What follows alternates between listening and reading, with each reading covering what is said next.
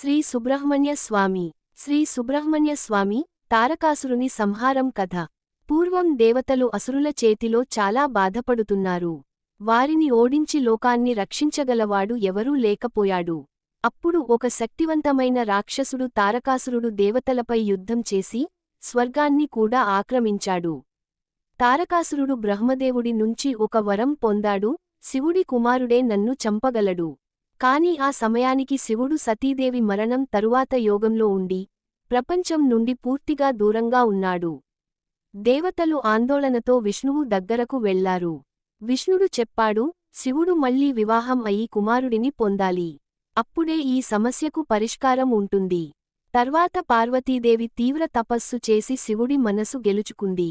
ఆ ఇద్దరి వివాహం అనంతరం ఒక అద్భుతమైన దివ్య తేజస్సు ఏర్పడింది. ఆ తేజస్సు నుంచి ఆరుముఖాలతో ఒక శిశువు జన్మించాడు. ఆయనే కార్తికేయుడు, సుబ్రహ్మణ్య స్వామి లేదా మురుగన్ అని పిలుస్తారు. ఆ బాలుడు ఆరుముఖాలవాడుగా 6 కృత్తికల దివ్య దేవతలు సంరక్షించారు. అందుకే ఆయనను షణ్ముఖుడు లేదా కార్తికేయుడు అని కూడా అంటారు. పిల్లవయసులోనే ఆయన అసురులపై యుద్ధానికి సిద్ధమయ్యాడు. దేవతలతో కలిసి ఆయన తారకాసురుడు మీద యుద్ధం చేశాడు. యుద్ధం భయంకరంగా సాగింది. భూమి కంపించింది. ఆకాశం మార్మోగింది.